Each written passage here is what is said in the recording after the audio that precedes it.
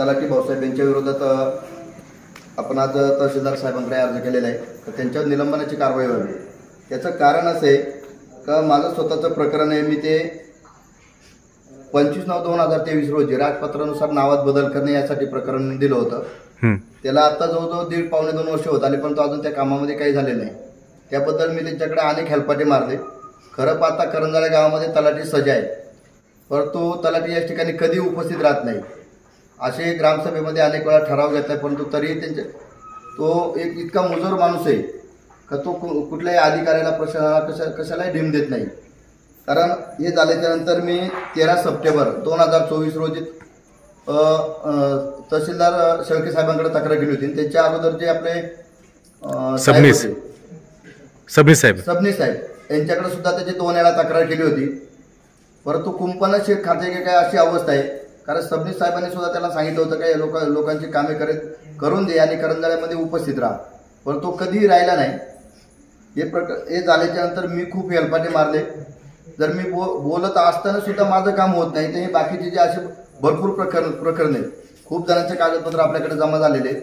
आज माझ्याबरोबर तिकडे साहेबांना जे मी कागदपत्र दिले कारण त्यांच्यावरती आपण डायरेक्ट निलंबनाची कारवाईची मागणी केली।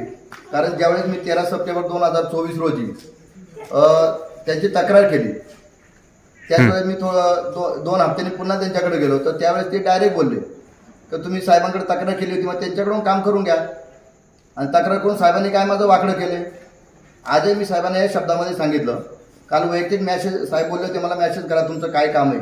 कालही मी साहेबांना तो मेसेजवरती टाकलं होतं का साहेब हा एवढा मोठा मुजोर माणूस आहे का तहसीलदार साहेब म्हणजे जुन्नर तालुक्याचं कुटुंब प्रमुख आहे। एवढ्या मोठ्या पदाचा सुद्धा तो माणूस मान ठेवत नाही। तो डायरेक्ट साहेबांना म्हणतोय तरी साहेब त्याला पाठीशी घालतात असं मला जाणवलं। कारण आपण जी मागणी केलेली आहे रास्त का त्याला कायमस्वरूपी का इथून पुढे कुठल्याही सरकारीमध्ये त्याला झाडू मारायची सुद्धा नोकरी लागली नाही पाहिजे। करायची असेल खाजगी ठीक आहे पण तो सरकारीमध्ये नोकरी त्याला लागली नाही पाहिजे अशा पद्धतीचं आज आपण निवेदन दिलेलं आहे। आणि त्याच्यामध्ये जे राजपत्रानुसार बदल करणं हे काय माझं एकट्याचं प्रकरण नाही। इथे आमचे बाळूनाना आहे त्याच्यानंतर पांडुरंग आचार्य असे अनेक जणांचे आहेत। आता बरेच जणांची नावं माझ्या लक्षात नाहीत एवढ्या जणांची आहेत। मंगल महाराज जगताप वगैरे म्हणजे असे खूप जणांची नावं आहेत परंतु हा माणूस काही करत नाही। त्याच्यावरती खरं पाहिलं तर प्रशासनाची वचक नाहीये। कारण तहसीलदार साहेबांना एवढी पॉवर आहे। प्रांत साहेबांचे निम्मे अधिकार सुद्धा तहसीलदार साहेबांना दिलेले। त्यामुळे आज तहसीलदार साहेबांकडे स्वास्थ्य दिले परंतु त्यांच्याबरोबर आज फोटो काढायला त्यांना एक पत्र देताना काढायचं होतं पण साहेब बोलले तुमचं निवेदन नाही तुम्ही अर्ज दिलाय। आता मला माहीत नव्हतं का इथे वरती अर्ज जागी निवेदन लिहायला होतं म्हणजे त्यावेळेस त्यांच्याबरोबर फोटो आला असता परंतु त्यांनी आपल्याला याच्यावरती लिहून दिलेलं आहे। म्हणजे आजच्या आज त्यांना माझ्या समोर त्यांना फोनही केला परंतु काय होते कधी कधी असं वाटतंय खायचे दात वेगळे आणि दाखवायचे दात वेगळे काय। कारण मागच्या वेळेस सुद्धा मला साहेबांनी सांगितलं होतं शेळके साहेबांनी काही या माणसाचा चार्ज वगैरे काढून घेतो असं सांगितलं परंतु साहेबांनी काही तसं केलं नाही। साहेबांनी फक्त सारवासारव केले असं मला मागच्या वेळेस जाणवलं। त्याच्यामुळे मला आज कठोर पाऊल उचलावं लागते। आता खरं पाहिलं तर माझे वडिलांचं आज वय 75 वर्ष, आईचं वय 65 वर्ष, माझं वय 39-40 वर्ष आणि मला आता माझं शिवरात्रीच्या दिवशी 1 वर्षाचा कंप्लीट 1 वर्षाचा मुलगा झालाय परंतु यांनी एवढा मानसिक त्रास दिलाय या माणसाने का त्याच्यामुळे आत्मदहन करण्याशिवाय पर्याय नाही। आणि जर त्यांनी 16 तारखेपर्यंत त्याच्यावरती शेळके साहेबांनी जर कारवाई केलीच नाही तर त्यांच्या तहसीलदार कार्यालयामध्ये त्यांच्याच कॅबिनमध्ये मी स्वतःच्या अंगावर पेट्रोल ओतून आत्मदहन करणार आहे। तुम्ही याआधी तक्रार केली होती बरोबर तुमची तक्रारीचं निरसन झालं का नाही? झालंच नाही। फक्त साहेबांनी साराव केले माझ्या समोर त्याला 2-3 वेळा झापलं त्याला बोलून घेतलं। त्यांच्याबरोबर ते जे आपले नायब तहसीलदार असतील मॅडम असतील किंवा तिथलं जे लिपिक आहे जे चार्ज वगैरे त्यांच्या काढून देतात त्यांना बोलवलं साहेबांनी आणि साहेबांनी माझ्या समोर सांगितलं काय शिंदेचा चार्ज काढून घ्या परंतु झालंय असं का शिंदे प्रमोशनला आहे। त्याच्यामुळे काय आलं का हे वरचे मंडळी एकमेकांना सारव करतात। त्यांना माहिती आहे ही गरीब लोक आहेत ही काही एकदा आली का शेवटी कसं होतं खर्चचं आमच्या बापाने काही पैशात झाड लावलं नाही का चला रोज उठून त्यांच्याकडे जाऊ आपल्या मागणी मागायला हे शक्य नाही ना। त्याच्यामुळे ते काय करतात आपल्याला गेलं ना आपल्या तोंडावरती फक्त पोचायला फिरवल्यासारखा बाळा तुझं काम होईल। मला त्यावेळी साहेबांनी सांगितलं 2 दिवसात तुमचं काम मार्गी लागेल। मी म्हणलं साहेब फक्त हे माझा एकट्याचा प्रश्न नाही आमच्या खुबी करंजाळे अशा गावातील इकडचा हा पट्टा आला अति दुर्गम भाग आहे खेरेश्वरवरून जर इकडे यायचं तर गाडीची सोय नाही, एसटीची सोय नाही, पायी इथपर्यंत यावं लागतात. बरं, हा माणूस डिंगोरला बसतो. डिंगोरला अशी खूप प्रकार नाही. माझ्या समक्ष आता माजी सैनिक आहेत आमचे लोमाजी छळकंदे, हे माजी सैनिक आहे. त्यांना सुद्धा तिथं दिवस तो माणूस तिथं बसून ठेवतो. तो ह्या गावामध्ये त्याला कोणतं वार दिलाय? त्याला तसे दोन दिवस दिलेले होते, मंगळवार शुक्रवार. कारण तसं पाहिलं तर करंजाळे सज्ज आहे, व त्याच्या अनेक गावांचा कारभार असल्यामुळे कमीत कमी त्याने दोन दिवस या गावामध्येच यायला पाहिजे. आपण त्याला इमारतीची सोय नाही. आमचं मंदिर आहे, कारण याच्या अगोदरचे तलाठी यायचे, मंदिरात बसायचे, अंगणवाडीत बसायचे. आणि जर त्यांनी शासकीय निधीची कुठं मागणी केली तर आम्ही जागा देऊ शकतो ना ग्रामस्थ. आमच्या गावची पखड आहे भरपूर, इथं ते इमारत बांधू शकतात. परंतु झालंय असं का हे यांचा मुजोरपणा चाललाय एकदम. म्हणजे आमच्या जीवावर जगायचं. कारण त्यांना साहेब म्हणायचं काही कारण नाही. कारण तलाठी कोण आहे? हा आपला सर्वसामान्यांचा नोकर आहे. त्याला आपल्यासाठी ठेवलेले, त्याला जे वेतन दिलं जातं हे आपल्या सर्वांच्या खिशातून दिलं जातं. कारण सरकारकडून पैसे देतं, आपल्याकडून सगळ्यांकडून कर वसूल करून मग त्याला दिलं जातं. परंतु यांचं असं झालंय का म्हणजे अति झालं. यांना असं वाटतंय का आम्ही म्हणजे सर्व काही, आम्ही यांना पोचतोय.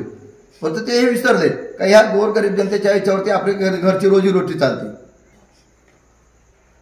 अजून एक सांगायचं विशेष म्हणजे आता मड म्हणजे 12 गावचं नाक आहे. मडमध्ये पहिल्यापासून मोठी बाजारपेठ आहे मडची. त्याच ठिकाणी सर्कल सजा मंजूर आहे. परंतु झालंय असं का त्याच ठिकाणी इथं गाव घरोघर पुढारी होत्या. आता मडमध्ये भरपूर आहे. म्हणजे पंचायत समिती, जिल्हा परिषद लढवलेले, बागडवाडी साईडला जिल्हा परिषद अध्यक्षपद भूसवलेली माणसे, खेरेश्वर साईडला आहे, इकडे सगळीकडे. पण याबद्दल कोणीही प्रशब्द काढत नाही. खऱ्या अर्थाने यांनी सगळ्यांनी याच्याकडे लक्ष दिलं पाहिजे. आता यासाठी आता शरददादा आहेत, शरददादांना आम्ही पत्र व्यवहार करणार आहे का इकडच्या अतिदुर्गम भागातील माणसे आम्हाला रोज इकडून जर उठलं कामासाठी बनकर फाट्यावर जावं लागतं.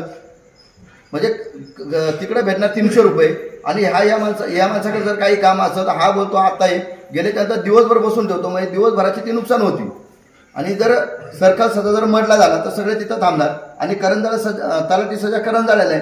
जर इथं राहिलं तर आमचं खुबी करंजाळे खेरेश्वर ही जी आमची गावं मोडतात या सर्वांना इथं मध्यावरती येतं ना. तर या ठिकाणी तहसीलदार साहेब सुद्धा या गोष्टीची दक्षता घेतील आणि लवकरात लवकर मडला सर्कल सजा होईल आणि करंजाळ्याला तलाठी सजा होईल अशी अपेक्षा व्यक्त करतो. तो बसत नाही. त्यांची ती कारणं सांगतात ना, आम्हाला इमारत नाही. आता मडमध्ये सुद्धा आपण पाहिलं शासकीय इमारती भरपूर आहेत ना. परंतु झालंय काय का वरिष्ठांचं खालच्यांवरती दबाव नाही. थोडक्यात सांगायचं तर नियंत्रण नाही. आता हा तलाठी आहे, आपला हा भाग पेसा अंतर्गत मोडतो. आतापर्यंत एकदाही करंजाळे गावात आलं नाही.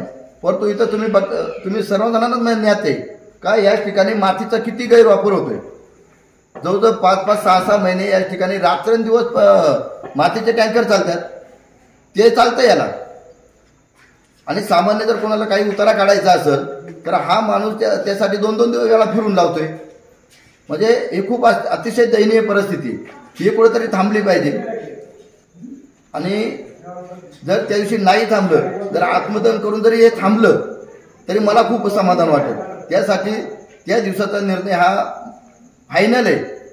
16 तारखेला त्याच्यावरती जर निलंबनाची कारवाई केली नाही तर त्याच ठिकाणी 100% मी आत्मदहन करणार म्हणजे करणार. प्रकरण केलेलं आहे. त्यानंतर तलाठी भाऊसाहेबांनी मला नागपंचमीच्या दिवशी ती ओळख याच्यासाठी बोलवलं, जबाब वगैरे लिहून घेतली. भर पावसामध्ये आम्ही दोघे भाऊ तिथे जबाबसाठी गेलो. आणि नंतर वरून त्यांनी सांगितलं का जोपर्यंत आदेश येत नाही तोपर्यंत तुमचं काम होणार नाही. आता जवळजवळ आज 8-9 महिने झाले तरी अजून यांचा आदेश निघत नाही. मग आम्हाला ह्याच्यावरतीच आदेश काढावा लागेल. आम्ही सगळं सुभाषच्या बरोबर आहोत की याला निलंबन करून टाकावं. आमचे मंगल महाराज आहेत, इतर आमचे चुलत भाऊ आहेत, त्यांचीसुद्धा प्रकरण ताराचे जगताप, परत पांडुरंग हरी जगताप, वसंत जनार्दन जगताप, प्रकाश जनार्दन जगताप हे माझे भाऊ आहेत. यांचंसुद्धा हे प्रकरण त्यांनी मार्गी लावावेत. याच्यासाठी आम्ही सर्वजण हे. तुम्ही तक्रार दाखल केली का त्यांच्याविषयी? तक्रार केलेली आहे. इथे संपूर्ण हे माझ्याकडे.